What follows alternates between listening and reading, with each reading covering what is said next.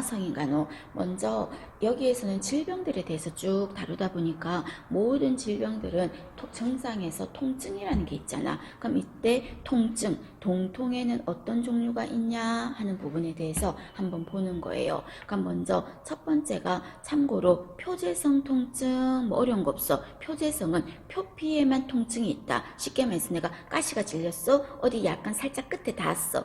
뭐 되었어. 그럼 그럴 때는 그 부분만 아리고 아프잖아요. 그죠? 그 자극이 있는 그 부분에만 아픈 거를 뭐라고 한다? 표재성 통증이라고 합니다.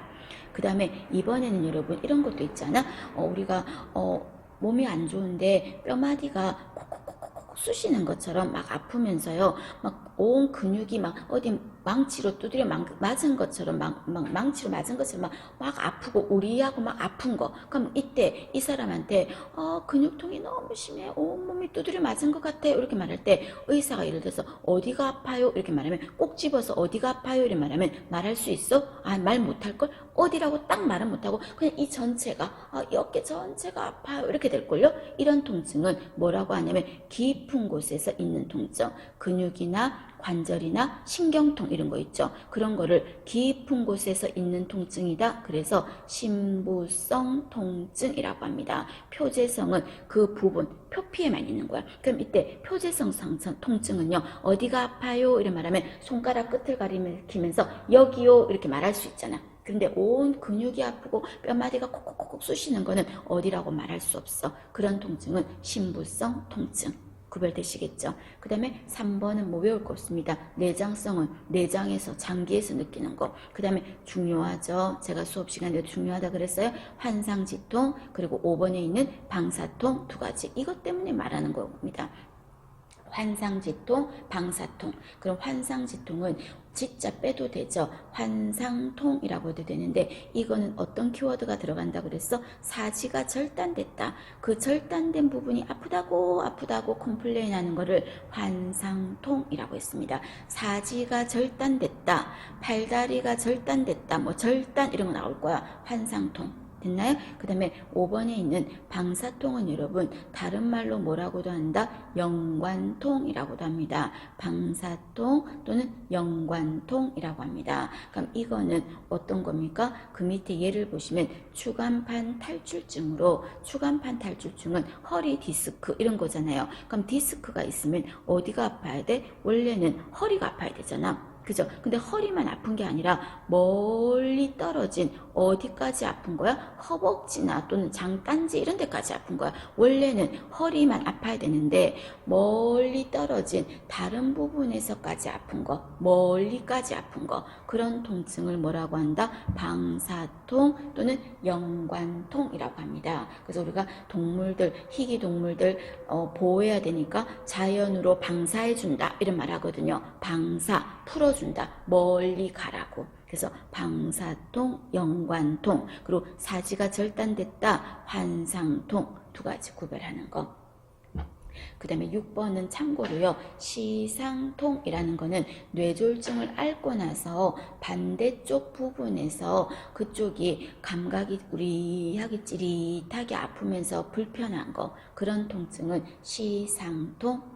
암 환자들한테 있는 거는 암성통증이라고 합니다. 됐나요? 여기서는 환상통, 방사통 구별하실 것. 그 다음에 절대안정이라고 돼 있죠. 이건 제가 안 적었어. 절대안정은 여러분 어떤 겁니까? 모든 일을 누가 해주는 거야? 모든 일은 의료요원들이 해주죠.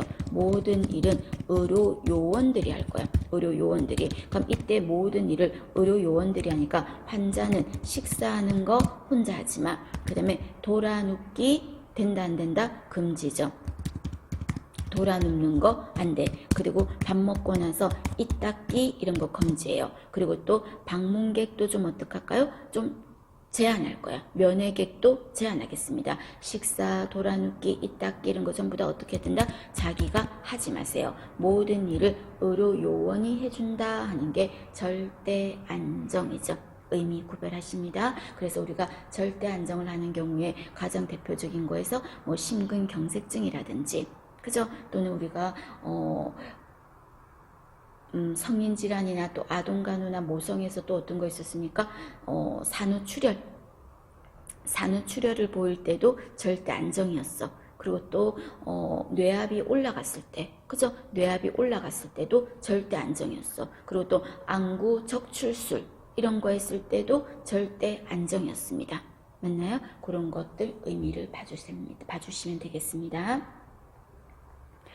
자, 이번에는 근골격계 질환 중에서 몇 가지만 언급해 보면요. 퇴행성 관절염이라는 거 있죠. 중요하죠. 퇴행성 관절염. 그러면 퇴행성 관절염은 다른 이름으로 뭐라고 합니까? 골관절염 같은 거라 그랬어. 그럼 퇴행성 관절염은 왜 생긴 겁니까? 관절을 나이가 들어서 많이 써서 연골이 닳아버린 거죠. 관절을 많이 써서 물렁뼈, 연골이 닳아버린 거, 그런 경우를 퇴행성 관절염이라고 했습니다. 그럼 이 경우는 관절을 많이 써서 닳아서 아픈 거거든요. 그럼 이 경우는 관절을 많이 쓰면 안 되겠죠. 많이 써서 아픈 거니까. 그래서 관절을 사용했기 때문에 많이 통증을 느낄 거예요. 관절을 쓰면 쓸수록 아픔을 느낀다고. 그래서 첫 번째 퇴행성 관절염은요, 관절을 많이 쓰면 안 되니까 계단 오르내리기 안 좋아요. 그 다음에 쪼그려 앉는 거 안 좋아요. 오랜 시간 백화점 마트 막 돌아다니고 하는 날 있죠. 퇴행성 관절염 환자는 밤에 아파서 잠 못 자요. 안 좋아요. 그리고 등산 이런 거 안 좋아요. 그리고 관절염이 있을 땐 여러분 차가운 거 따뜻한 요법 둘 다 병행해도 됩니다. 온냉 다 가능합니다. 그리고 이때 관절염이 있을 때는 마사지 좋아요.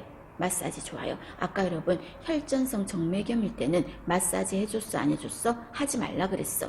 맞나요? 근데 관절염이 있을 때는 좀 주물러주면 좀 시원하잖아요. 그리고 관절은 무릎 관절이 되게 많이 생기거든요. 그러니까 무릎 관절은 나의 상체 체중의 무게를 이겨야 되는데 나이가 들면 중부지방에 살이 찌잖아. 배나 가슴 이런 데가. 그러니까 아랫도리는 하체는 안 쪄요. 그럼 관절이 더 힘을 많이 쓰겠죠. 상체가 살이 쪘으니까. 그래서 관절염이 심해지니까 체중을 쪘다면 빼야 돼. 체중을 빼야 돼. 그리고 관절염 환자들은 어떤 운동이 좋다? 너무너무 중요하죠.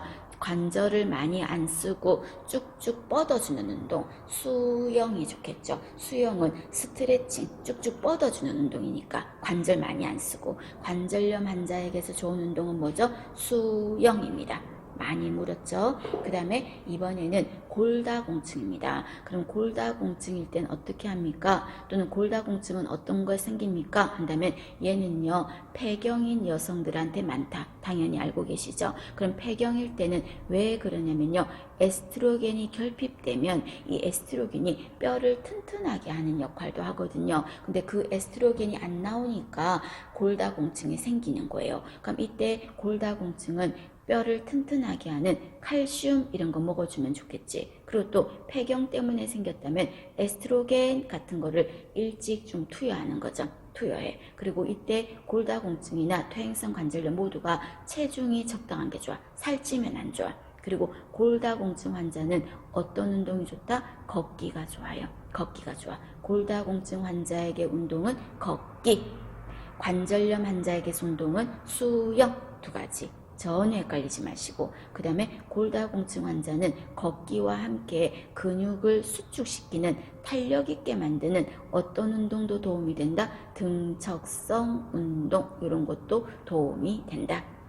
그 다음에 골다공증은 뼈하고 관련이 있으니까 뼈와 관련 있는 비타민 D 섭취하고, 그리고 또 뼈하고 관련 있는 게 갑상선에서 분비되는 칼시토닌 이런 거 뼈하고 관련 있잖아. 이런 거 투여하고, 그리고 술, 담배 이런 거 뼈를 약하게 만듭니다. 금주, 금연하고 하는 게 골다공증. 너무 중요합니다. 두 가지 알아두실 것. 그 다음에 노인에게서 가장 흔한 골절 부위가 어디다? 고관절 골절이에요. 그래서 우리가 어렸을 때 빙판길에 자빠라지면은 노인들은 고관절 골절 이런 거 잘 일어나요. 그럼 고관절 골절은 전신부목 되어주는 겁니다. 전신부목. 되셨죠? 봐주시고. 자, 그 다음에 다음 거 해보시면 수근관 증후군이라는 거 있었죠. 자, 수근관 증후군은 제가 수업 시간에도 설명을 한 적이 있었습니다. 수근관은 수근이란 게 손목이야. 손목 터널 증후군이라고도 하는데 이거는 왜 생긴 거다? 여기 손목 쪽으로 이어지는 엄지손가락하고 손목 쪽으로 이어지는 이 부분에 신경이 흐르고 있는데 여기 있는 이 신경의 이름이 무슨 신경이라고 한다고요? 정중신경. 거기가 눌려서 그래. 그럼 주로 어떤 사람들이 눌린다 그랬습니까? 손목을 까닥까닥까닥 꺾으면서 많이 움직이는 사람. 그래서 뭐 목수라든지 요리사라든지 주부들 이런 사람들한테 손목을 많이 써서 생기는 현상이 수근관 증후군이라고 했어요. 그럼 이 사람이 손목 터널 증후군인지 어떻게 알아봅니까? 한다면은 여러분 첫 번째 그림 봐봐요. 그림 문제로 물을 수도 있어요.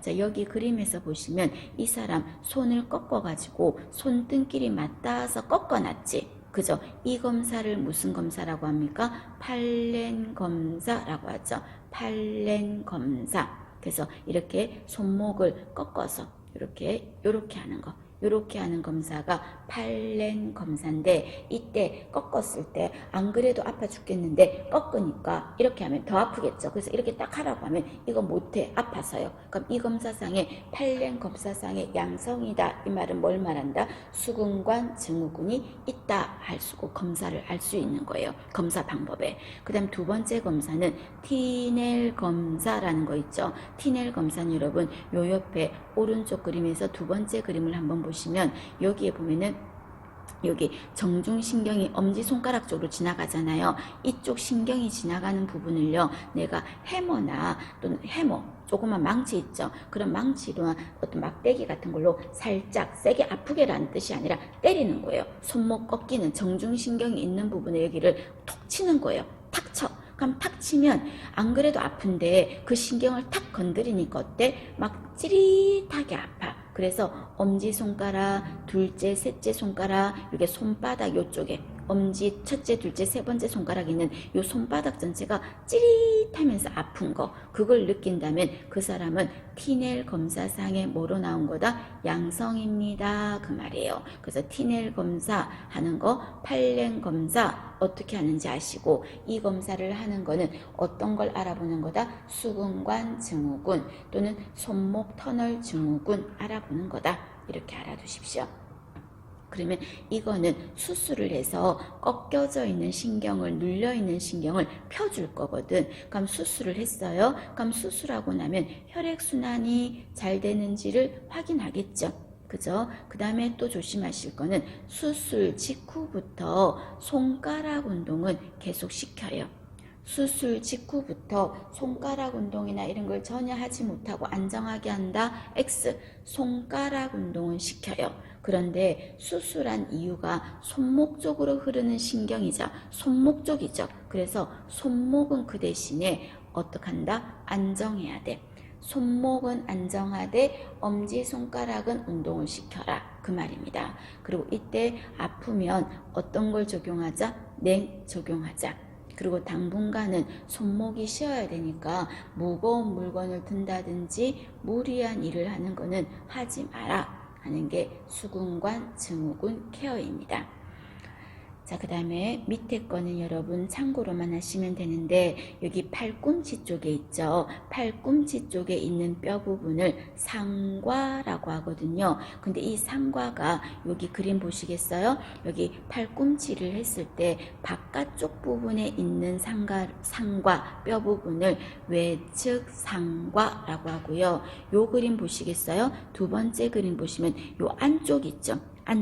안쪽에서 있는 상과를 뭐라고 한다? 내측 상과라고 하는 거예요. 근데 그 부분을 많이 써서 염증이 생긴 거예요. 그래서 이게 팔꿈치 바깥쪽에 있는 상과 요 부분을 많이 써서 염증이 생긴 거를 외측 상과염이라고 하는데 주로 어떤 선수들한테 처음 발견되어서 이 질병이 알려졌냐면요.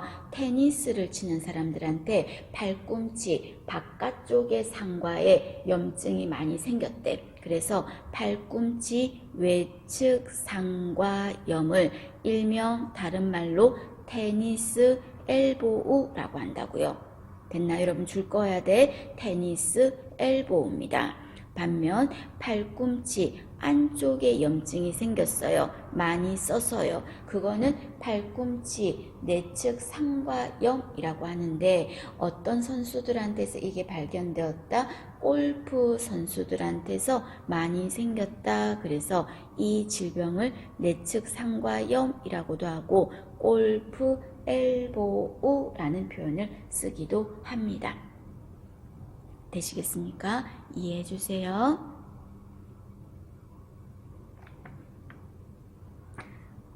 자, 그 다음에 이번에는 성장통이라는 거 있죠. 자, 성장통 참고로만 해주시면 되는데 성장통은 주로 언제 심해요? 어린애들한테 밤에 심하죠. 낮에는 활동할 때는 그렇게 안 아파해. 밤에 잘 때만 되면 다리 아파 뭐 이렇게 하거든요. 밤이 심해. 그리고 나이는 8세 전후 요럴 때 많아요. 한 8살 조금 안 됐을 때나 8살 조금 넘었을 때나 노인한테 성장통이 때는 말 안 하죠.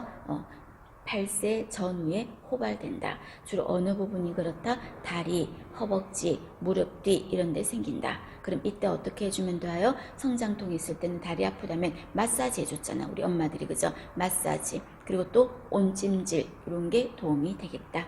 참고로만 보시고요. 그 다음 이번에는 갑상선에 대해서 한번 보겠습니다. 여러분 갑상선에서 분비되는 호르몬이 두 가지가 뭐가 있었어요? 티록신, 그 다음에 또 하나가 칼시토닌이라는 거 있었죠. 그럼 칼시토닌은 뼈하고 관련 있는 거고 티록신은 우리 몸에 보일러 돌리는 거와 관련 있어. 그거를 좀 어렵게 말해서 대사작용에 관여하는 갑상선 호르몬 하면은 티록신인 거죠. 이 티록신이 잘 나오도록 만들어주는 물질이 뭐야? 요오드 같은 게 있고요. 됐나요? 근데 이 갑상선에서 티록신 있죠. 이 티록신의 분비가 너무너무 많이 기능이 업돼 가지고 너무너무 많이 나와. 그거를 뭐라고 한다? 갑상선 기능 항진증 또는 다른 말로 그레이브스병 또는 바제도시병이라고 합니다. 전부 다 같은 말입니다. 그럼 이 경우는 보일러가 계속 돌아가니까 어떠냐면요. 가슴이 벌렁벌렁 뛰어. 보일러 계속 돌아가니까. 그리고 보일러 계속 떼니까 여러분 이제 좀 따뜻해졌는데 여러분 보일러 한 30도 30몇 도 올려놔봐. 그럼 어때? 땀나지 덥지 그죠? 바람. 그래서 갑상선 기능 항진증은요. 땀을 무지 많이 흘려. 그리고 더워서 참을 수가 없어요. 내 몸에 보일러를 과하게 떼니까. 더위를 참을 수가 없어. 너무 중요합니다. 더위에 예민하다면 갑상선 기능 항진증입니다. 그리고 또 보일러를 돌리면서 이 기능 항진증은 손가락이나 눈꺼풀이나 손끝이나 혀나 이런 부분이 어떤다? 떨리는 현상이 있어요. 떨려. 그리고 이때 보일러를 계속 떼니까 여러분 배도 빨리 꺼져. 배가 고파 계속 돌았으면 여러분 실습할 때 운동 많이 하니까 배도 빨리 꺼지잖아요. 계속 보일러 돌리니까 식욕은 증가해. 그런데 그 식욕이 증가해서 밥을 많이 먹어도 살로 가는 게 아니라 다 보일러 떼는 데 있어서 체중은 빠져.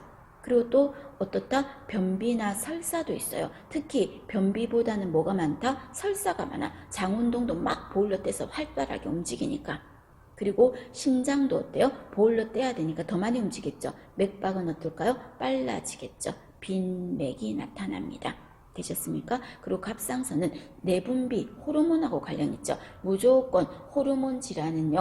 호르몬 질환에 문제를 줄 수 있어. 그래서 이 갑상선 기능 항진증이 있다면 생리도, 여성이라면 생리도 어떻다? 좀 불순할 거야. 월경 불순 같은 것도 있어요. 그리고 갑상선 사이즈도 어떻게 됐을까? 커져 있겠지. 커져 있겠죠. 그리고요. 눈알이, 안구가 어떻게 됐다? 튀어나와 있어요. 안구가 돌출되어 있습니다. 그리고 갑상선에 문제가 있으면요. 정신적으로 불안정하다 이랬는데 쉽게 흥분도 잘하고 감정의 기복이 심하다 하는 게 특징입니다. 되셨습니까? 전체적으로 눈도장 찍으시고요. 더위를 참을 수 없다는 거, 그리고 맥박은 빨라진다는 거, 이런 거 중요합니다. 그럼 이때 치료는 어떻게 합니까? 보일러 좀 떼는 거 자꾸 움직이면 더 떼겠지. 쉬어줘야지. 그리고 자꾸 지금 정신적으로 예민하고 스트레스 받죠. 날카롭죠. 그런데 방문객 자꾸 오면 안 되겠죠. 제한할 거야. 제한할 거야. 그리고 또 이때 에너지를 막 보일러 때문에 다 쓰니까 지친단 말이에요. 칼로리는 어떡할까? 많이 먹어줘야 돼. 칼로리는. 그리고 이때 요오드 갑상선에 좋잖아요. 이런 거 쓰는 게 좋아. 그리고 땀을 무지 많이 흘리니까 목욕도 어떡할까? 자주 해줘. 피부 간호도 자주 해줘. 그리고 예민하니까 상황에 따라서 진정제 같은 것도 줄 수도 있어. 그리고 갑상선이 도저히 안 된다면 갑상선 절제술 같은 것도 할 수 있어요. 근데 갑상선 절제술을 할 때는 이때 수술하면서 환자한테 후두신경이 다쳤을까봐 자꾸 어떻게 한다? 말을 시켜본다. 그 말입니다. 갑상선 수술할 때 말을 시켜보는 이유가 뭐냐 하면은 갑상선 근처에 후두가 있기 때문에 소리를 못 낼 수 있어. 발성을. 그래서 말을 시켜본다. 그 말이에요. 됐죠? 알아두실 것.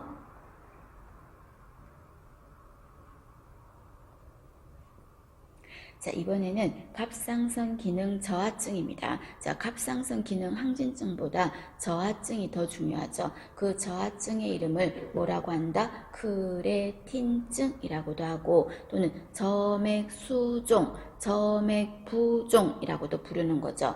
특히 크레틴증은 어떤 거예요? 선천적인 거야. 그래서 우리가 아동 간호할 때 선천성 대사 이상 질환이라는 거 할 때 대표적인 질환에 크레틴증 들어갔었어요. 그리고 또 이거 말고 선천성 대사 이상 질환하면 페닐 이런 말 들어갔죠. 페닐 케톤요증 또는 고페닐 알라닌 혈증, 페닐 이런 말이나 크레틴증 이런 거 들어갔었어.